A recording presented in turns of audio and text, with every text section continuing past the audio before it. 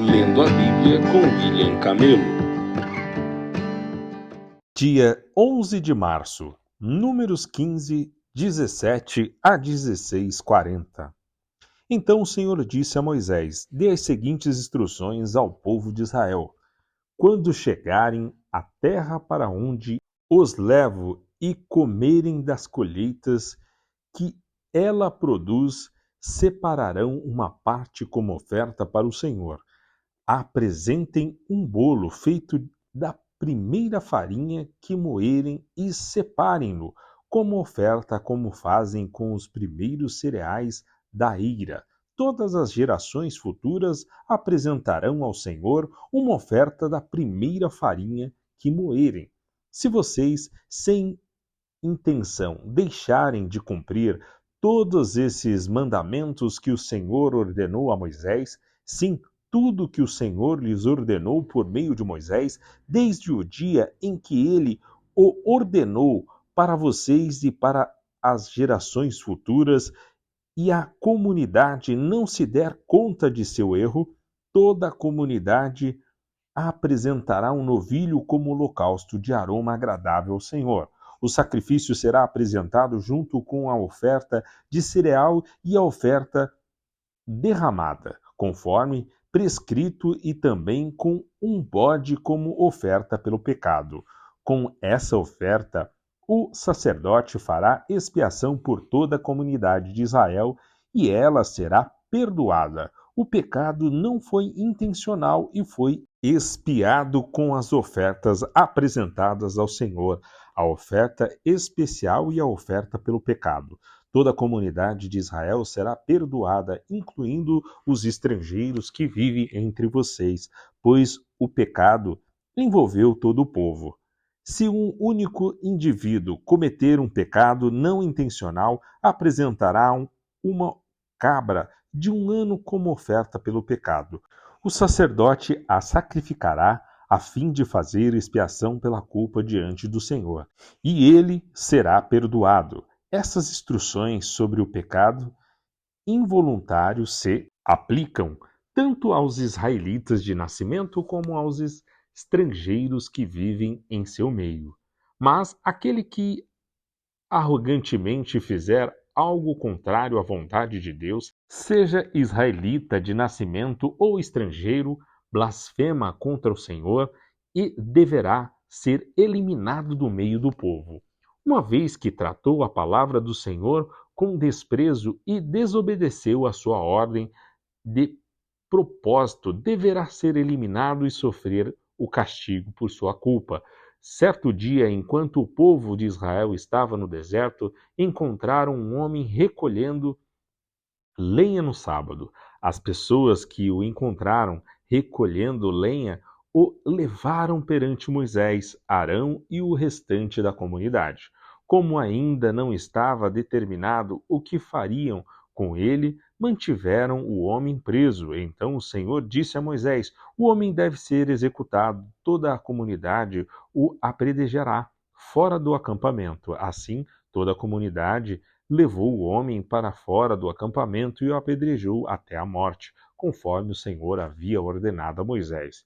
O Senhor disse a Moisés: dê as seguintes instruções ao povo de Israel. Vocês e as gerações futuras farão franjas na bainha da roupa e as prenderão com um fio azul. Quando virem as franjas, recordarão todos os mandamentos do Senhor e os cumprirão. Assim, não serão infiéis, seguindo os desejos de seu coração e de seus olhos. As franjas os ajudarão a lembrar que devem obedecer a todos os meus mandamentos e ser santos para o seu Deus.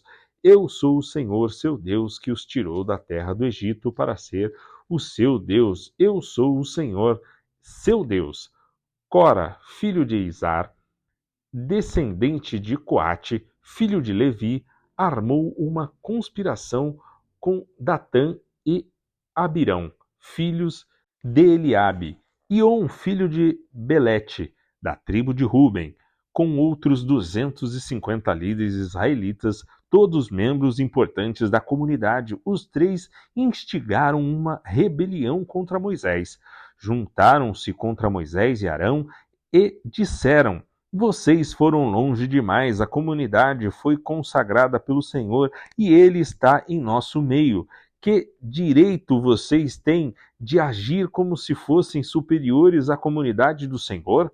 Quando Moisés ouviu o que disseram, curvou-se com o rosto em terra. Em seguida disse a Cora e a seus seguidores: amanhã cedo o Senhor nos mostrará quem pertence a Ele e quem é consagrado. Só trará à sua presença aqueles que Ele escolher.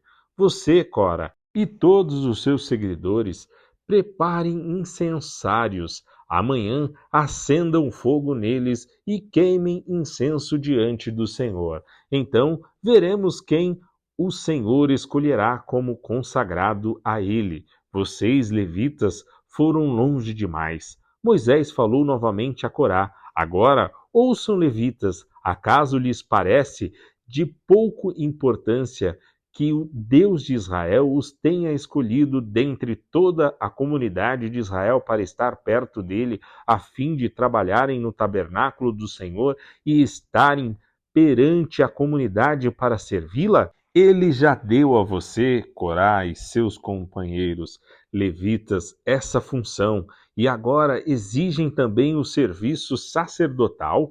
Na verdade, é contra o Senhor que você e seus seguidores estão se rebelando. Afinal, quem é Arão para se queixarem dele?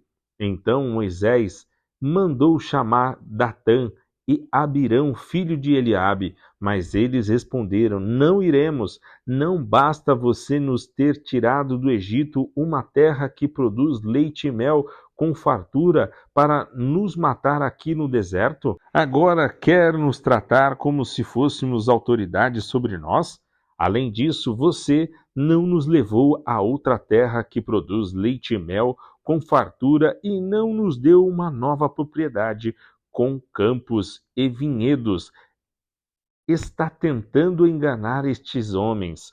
Não iremos. Moisés ficou furioso e disse ao Senhor: não aceites as ofertas de cereal deles. Não tomei deles nem sequer um jumento e jamais lhe fiz algum mal. E Moisés disse a Corá: você e seus seguidores venham aqui amanhã e apresentem-se diante do Senhor. Arão também virá. Você e cada um de seus 250 seguidores prepararão um incensário e colocarão incenso nele, a fim de apresentá-lo diante do Senhor. Arão também terá seu incensário. Cada um deles preparou um incensário, acendeu o fogo e colocou incenso nele. Depois todos se apresentaram à entrada da tenda do encontro com Moisés e Arão. Corá havia instigado toda a comunidade contra Moisés e Arão, e todos se reuniram à entrada da tenda do encontro. Então a presença gloriosa do Senhor apareceu a toda a comunidade, e o Senhor disse a Moisés e Arão: afastem-se desta comunidade, para que eu a destrua agora mesmo. Moisés e Arão, porém, se prostraram com o rosto em terra e suplicaram: ó Deus, tu és aquele que dá fôlego a todas as criaturas. É necessário que fiques irado com toda a comunidade quando somente um homem pecou? O Senhor disse a Moisés: então diga a toda a comunidade que se afaste das tendas de Corá, Datã e Abirão. Moisés se levantou e foi até as tendas de Datã e Abirão, e as autoridades de Israel o seguiram. Vamos, disse ele ao povo, afastem-se das tendas desses homens perversos e não toquem em coisa alguma que seja deles. Do contrário, vocês serão destruídos por causa dos pecados deles. Todo o povo se afastou das tendas de Corá, Datã e Abirão, e Datã e Abirão saíram e ficaram em pé à entrada das tendas, junto com suas esposas, filhos e suas crianças pequenas. Então Moisés disse: assim vocês saberão que o Senhor me enviou para fazer todas estas coisas que tenho feito, pois não as realizei por minha própria conta. Se estes homens morrerem de causas naturais, ou se nada fora do comum acontecer, então o Senhor não me enviou. Mas se o Senhor fizer algo completamente novo e o chão abrir sua boca e os engolir junto com todos os seus parentes e eles descerem vivos à sepultura, vocês saberão que estes homens mostraram desprezo pelo Senhor.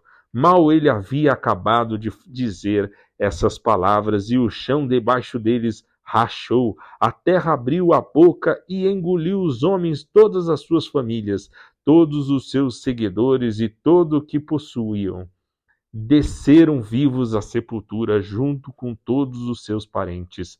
A terra se fechou sobre eles e desapareceram do meio da comunidade.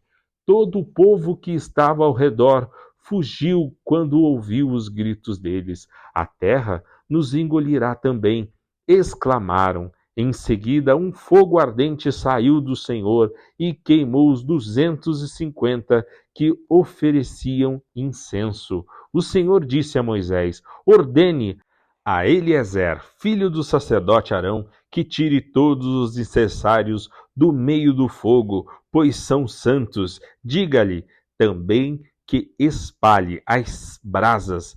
Pegue os incensários dos homens que pecaram e pagaram por isso com a própria vida, e bata o metal com um martelo até formar uma lâmina para revestir o altar.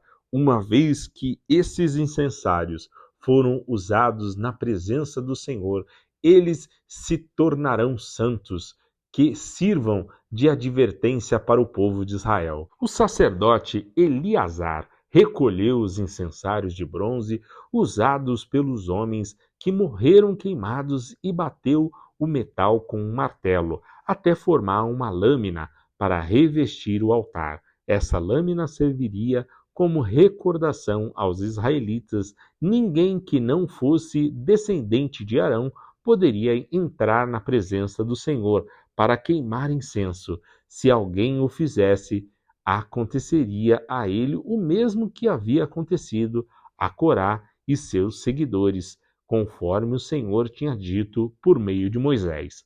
Marcos 15, 1 a 47.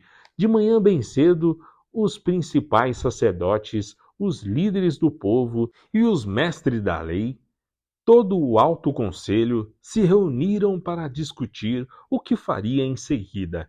Então, amarraram Jesus, o levaram e o entregaram a Pilatos. Pilatos lhe perguntou: você é o rei dos judeus? Jesus respondeu: é como você diz. Os principais sacerdotes o acusaram de vários crimes e Pilatos perguntou: você não vai responder? O que diz de todas estas acusações? Mas, para surpresa de Pilatos, Jesus não disse coisa alguma. A cada ano, durante a festa da Páscoa, era costume libertar um prisioneiro, qualquer um que a multidão escolhesse. Um dos prisioneiros era Barrabás, um revolucionário que havia cometido assassinato durante uma revolta. A multidão foi a Pilatos e pediu que ele libertasse um prisioneiro, como de costume. Pilatos perguntou: querem que eu solte o rei dos judeus? Pois havia percebido que os principais sacerdotes tinham prendido Jesus por inveja. Neste momento, os principais sacerdotes instigaram a multidão a pedir a libertação de Barrabás em vez de Jesus. Pilatos lhe perguntou: então, o que farei com este homem que vocês chamam de rei dos judeus? Crucifique-o, gritou a multidão. Por quê?